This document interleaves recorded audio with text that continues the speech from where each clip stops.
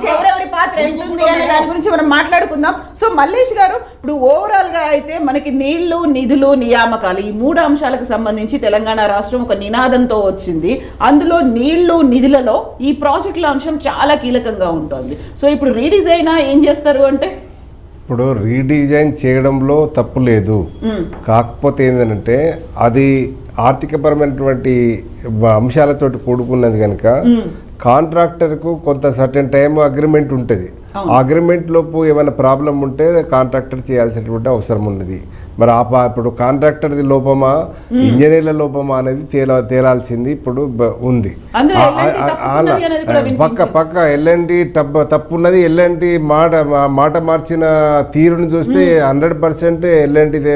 ఎందుకంటే అక్టోబర్లో మేము అది రెక్టిఫై చేసి మేము కన్స్ట్రక్ట్ చేస్తామని చెప్పారు. అది ఏమన్నా మాదే బాధ్యత అన్నారు.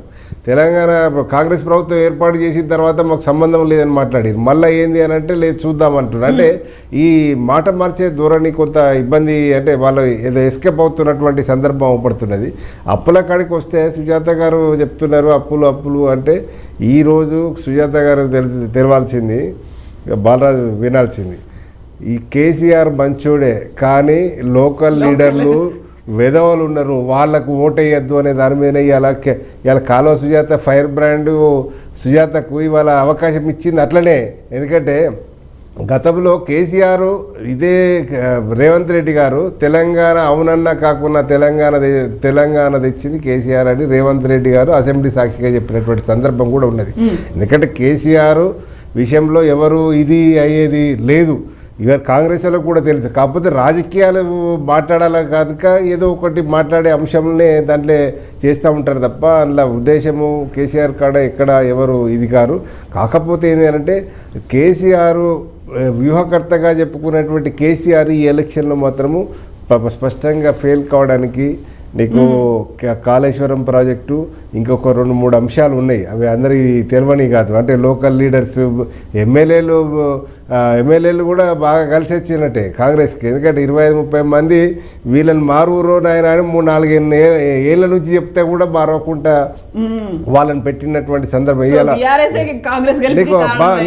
నీకు స్పష్టంగా. ఎందుకంటే 1.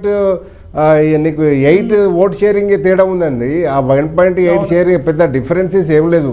ఇప్పుడు మీకు గొప్ప విషయం ఏంటంటే మీరు గమనించాల్సింది 5 రాష్ట్రాలలో జరిగితే 4 రాష్ట్రాలలో కాంగ్రెస్ ఓడిపోయింది. ఈడ గెలిచింది కాంగ్రెస్ కాదు, రేవంత్ కాంగ్రెస్ గెలిచింది. అది గమనించాలి. రేవంత్ వ్యూహం ఇక్కడ పనిచేసింది. ఈడ మనకు బీఆర్ఎస్ తప్పిదము వాళ్ళకి కలిసి వచ్చింది. ఇది వాస్తవమైనటువంటి పరిస్థితి. తర్వాత అప్పులు అని చెప్తా ఉన్నారు. అభివృద్ధి చేయాలంటే అప్పులు కావాలండి.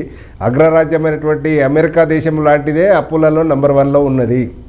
సేమ్ టైం అభివృద్ధిలో కూడా ఉన్నది. అంటే అప్పులు చేయాలంటే కంపల్సరీ అభివృద్ధి చేయాలంటే అప్పులు చేయాల్సినటువంటి అవసరం ఉన్నది. కాకపోతే సుజాత గారు చెప్తా ఉన్నారు కర్ణాటక వాళ్ళ రాష్ట్రమే కదా, మొన్నటి వరకు రాజస్థాన్ వాళ్ళదే కదా, మరి వాళ్ళది కూడా తెలంగాణ కంటే ముందు ఇంకా పై స్థాయిలో వాళ్ళ ర్యాంకులో ఇదైనా 23వ స్థానంలో ఉన్నది, కానీ అది ఇంకా ముందు ఉన్నది. అంటే నేను అనేది ఎందుకు అప్పులు చేసింది, అభివృద్ధి కొరకే చేసింది. మనం తప్పుపట్టాల్సినటువంటి అవసరం లేదు. కాకపోతే మనం ఏం చేస్తాము, మనం ఎట్లా జనరేట్ చేసుకుంటాం అనేది పబ్లిక్ చెప్పాల్సినటువంటి.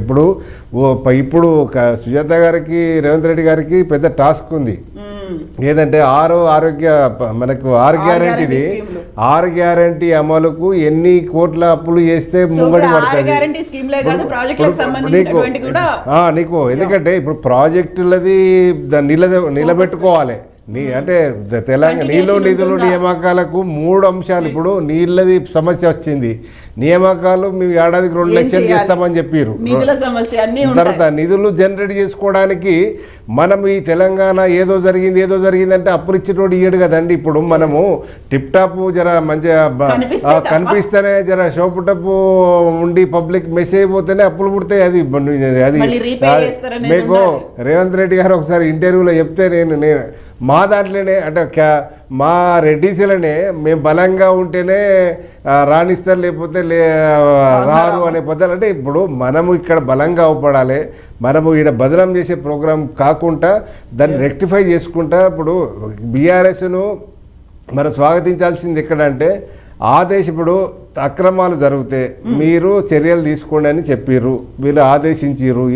చూద్దాం ఏం జరుగుతుంది, ఎవరు దాంట్లో ఇన్వాల్వ్ అయ్యారు కారు అనేది తెలుసు. ఇప్పుడు దాని గురించి ఇక చర్చ అవసరం లేదు. ఇప్పుడు ఎట్లుంటుంది అంటే లొంగిపోయిన కాల్ చేసినట్టు ఉంటుంది. ఇప్పుడు పాత పోలీసింగ్ రావద్దు ఇక్కడ మనకు ఇటువంటి సిస్టమ్ ఏంటంటే ఒక్కసారి మనం ఒక దానికి స్టికప్ అయి ఉండాలి దానికి. కాబట్టి ఇప్పుడు ప్రాజెక్టు ఇప్పుడు పెద్ద నీళ్ళ సమస్య వచ్చింది, నిధుల సమస్య ఉన్నది, నియామకాల సమస్య. అంటే ఇప్పుడు 14 ఏళ్ళు కేసీఆర్ పోరాటం చేసి 10 ఏళ్ళు పాలించింది ఒకవైపు అయితే, ఇప్పుడు మళ్ళీ సేమ్ అటువంటి ఎజెండా మీదనే ముంగడికి వచ్చిర్రు. వాళ్ళకి ఆ సమస్యలు ఉన్నాయి. కాబట్టి దాన్ని అధిగమించాలంటే కొంత ముందు చూపుతోటి పోవాలి. మరి అప్పులు